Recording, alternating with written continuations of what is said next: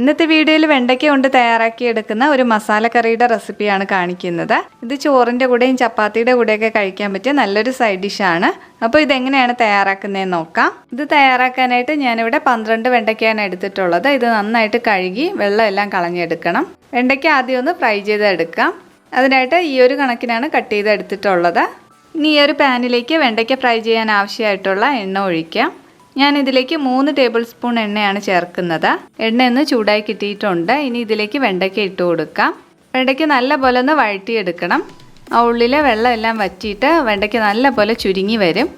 ഇതിലേക്ക് കുറച്ച് ഉപ്പും കൂടി ഇട്ട് കൊടുക്കുകയാണ്.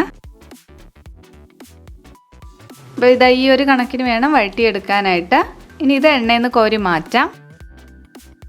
ഇനി ഈ സെയിം പാനിലേക്ക് തന്നെ 2 ടേബിൾ സ്പൂൺ എണ്ണയും കൂടി ചേർത്ത് കൊടുക്കുകയാണ്.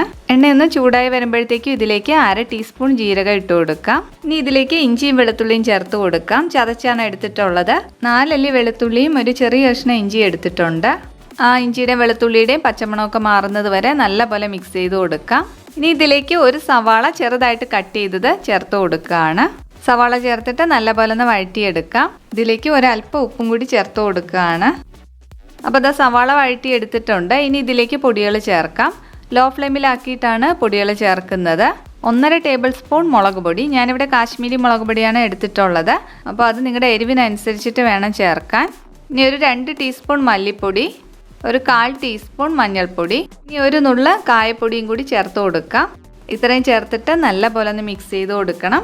ആ പൊടികളുടെ പച്ചമണമൊക്കെ മാറുന്നത് വരെ ഒന്ന് വഴറ്റി കൊടുക്കാം. ഇനി ഇതിലേക്ക് ഒരു തക്കാളി ചേർത്ത് കൊടുക്കാം.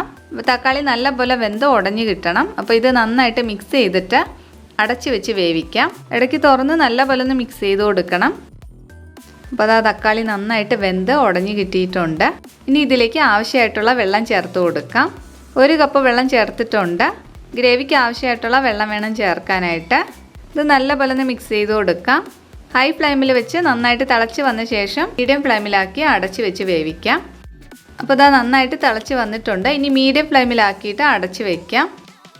അപ്പോൾ ഇതാ എല്ലാം നന്നായിട്ട് മിക്സായി ആ ഗ്രേവി ഒന്ന് കുറുകി വന്നിട്ടുണ്ട്. ഇനി ഇതിലേക്ക് തൈരാണ് ചേർക്കുന്നത്. 1/2 കപ്പ് തൈര് എടുത്തിട്ടുണ്ട്. അധികം പുളിയില്ലാത്ത തൈര് വേണം ഇതിലേക്ക് ചേർക്കാൻ. ആവശ്യമായിട്ടുള്ള ഉപ്പും കൂടി ചേർത്ത് കൊടുക്കുകയാണ്. ഉപ്പും കൂടി ചേർത്തിട്ട് നന്നായിട്ട് മിക്സ് ചെയ്ത് കൊടുക്കാം. ഇനി ഗ്രേവി ഒന്ന് തിളച്ച് വന്ന ശേഷം നമ്മൾ വഴറ്റി വെച്ചിട്ടുള്ള വെണ്ടയ്ക്ക ചേർത്ത് കൊടുക്കാം. ഗ്രേവി ചെറുതായിട്ടൊന്ന് തിളച്ച് തുടങ്ങിയിട്ടുണ്ട്. ഇതിലേക്ക് വെണ്ടയ്ക്കയും കൂടി ചേർത്തിട്ട് നന്നായിട്ടൊന്ന് മിക്സ് ചെയ്തെടുക്കാം. ഇനി ഇത് മീഡിയം ഫ്ലെയിമിലാക്കിയിട്ട് അടച്ച് വെക്കുകയാണ്. അപ്പോൾ അതാ കറി നന്നായിട്ടൊന്ന് തിളച്ച് കുറുകി വന്നിട്ടുണ്ട്. ചപ്പാത്തിയുടെ കൂടെയൊക്കെ കഴിക്കാനായിട്ട് ഇതുപോലെ ഒന്ന് വറ്റിച്ച് കുറുക്കിയെടുക്കുമ്പോഴാണ് നല്ല ടേസ്റ്റ്. അപ്പോൾ നിങ്ങൾക്ക് കൂടുതൽ ഗ്രേവി വേണമെന്നുണ്ടെങ്കിൽ വെള്ളം അതനുസരിച്ചിട്ട് ചേർത്ത് കൊടുത്താൽ മതി. ഇനി ഇതിൻ്റെ മേളിലായിട്ട് കുറച്ച് കറിവേപ്പിലയും കൂടി ഇട്ട് കൊടുക്കുകയാണ്. അപ്പോൾ വളരെ ടേസ്റ്റി ആയിട്ടുള്ള നല്ല സ്പെഷ്യൽ ആയിട്ടുള്ളൊരു വെണ്ടയ്ക്ക കറിയാണ്. ട്രൈ ചെയ്ത് നോക്കിയിട്ട് നിങ്ങളുടെ ഫീഡ്ബാക്കുകൾ അറിയിക്കുക. ചോറിൻ്റെ കൂടെയും ചപ്പാത്തിയുടെ കൂടെയൊക്കെ നല്ലൊരു കോമ്പിനേഷനാണ്. വീഡിയോ ഇഷ്ടപ്പെട്ടാൽ ലൈക്ക് ചെയ്യുക. സബ്സ്ക്രൈബ് ചെയ്യാതെ കാണുന്നവരെ സബ്സ്ക്രൈബ് ചെയ്ത് സപ്പോർട്ട് ചെയ്യുക. Thank you for watching.